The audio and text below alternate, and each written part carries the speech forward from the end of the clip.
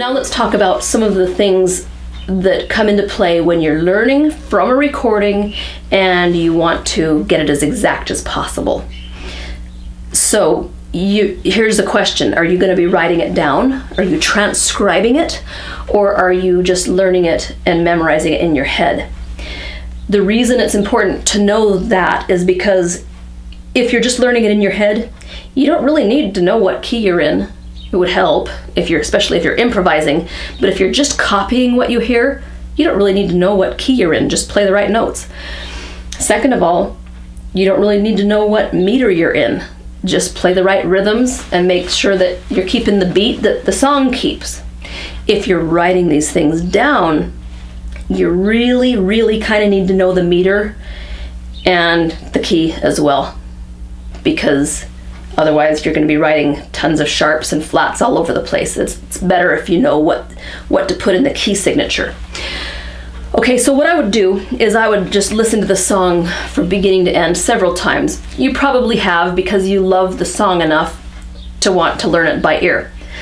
So tap your foot to the beat and listen to the notes that are happening in between the beat. And you'll quickly realize there's either an even number of notes to each beat or an odd number of notes to each beat. There's 2 and 4 is very common, 2 notes or 4 notes. These are what I call subdivisions. It's not just me that calls it that, that's what they're called. When a beat is subdivided into smaller pieces, they're called subdivisions. And certain meters subdivide using 2s and 4s, and some meters subdivide using 3s or 6s, sometimes 9s, 12s. Okay, so that'll be a big hint. Keep the numbers low. Just decide if it's groups of 3 or groups of 2 that you're hearing, 2 or 4. So your choices are 2, 3, or 4. And just try to narrow down the possibilities.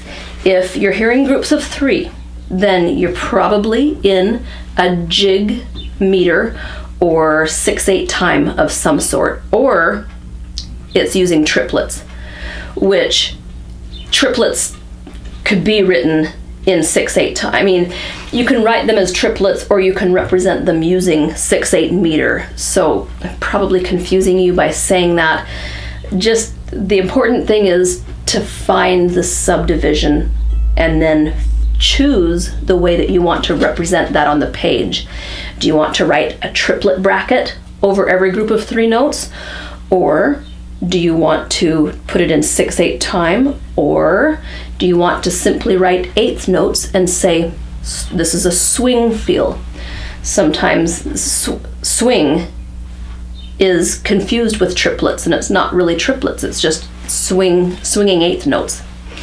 Okay, I know that's a lot of information for a lot of you who have not even delved into that yet, so just put it aside, don't worry about it right now. All right, if you're writing this down, here's another hint for you, is listen to the whole piece and write out your blank bars. Figure out how many bars there are, so you know how far you have to go, and then listen for repeated phrases. You're gonna notice that a lot of the same material comes back again and again. Label that.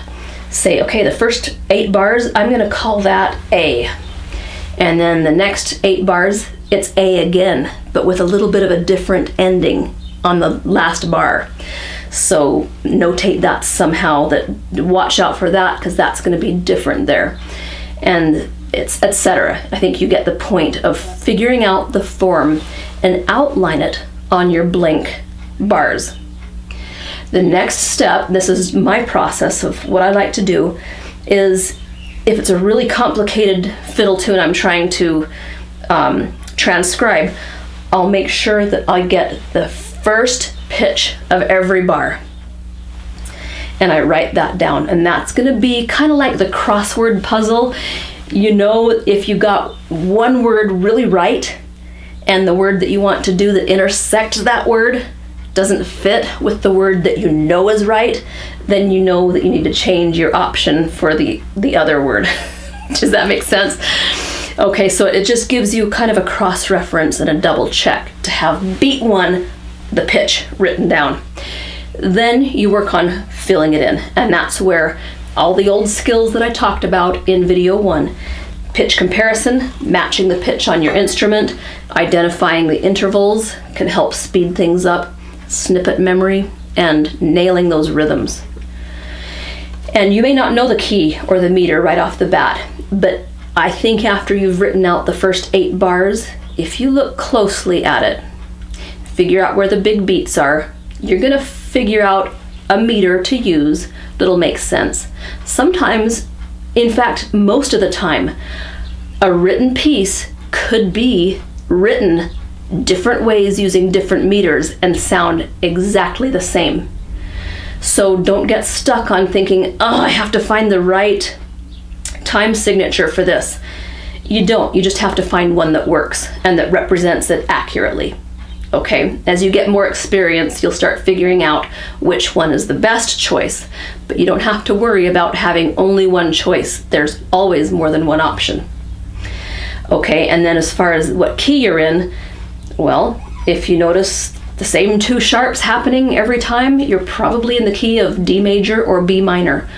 If you notice the same flats happening every time, then figure out the key from there. And once again, if you don't know your keys or your time signatures very well, there's the great book, Music Theory for Dummies, is a really good reference because of the way it's laid out. You don't have to read it from cover to cover. You can just refer to it and find. Also, the Basics of Violin Playing by Fabrizio Ferrari. It's an ebook available on the site, and it has a great section on the fundamentals of music theory. And there's also music theory websites online as well that can help you educate yourself on these basic facts. Okay, so that's my process. That's generally what I do, and sometimes it's easy and sometimes it's really hard. When it's really hard, I like to use a slowing down software. There are a couple free ones you can download. One is by the Associated Board of the Royal Schools of Music, ABRSM. That's their website. Their software is called Speed Shifter, and it's free and it's simple, and I really like it. There's a deluxe program that you can pay for called the Amazing Slowdowner that has a lot more features like looping and transposition and stuff like that people also love that they're willing to pay for. So keep those in mind. Oh, also Windows Media Player has a built-in slowing down feature. Most people don't realize that, but you can slow down file in Windows Media Player without changing the pitch. So that's kind of handy when you're trying to figure stuff out by ear.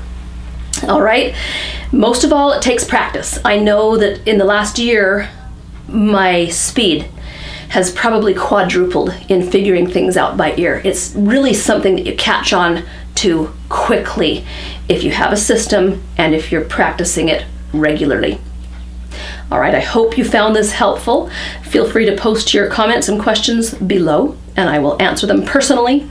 Thanks for watching, and I'll see you next time.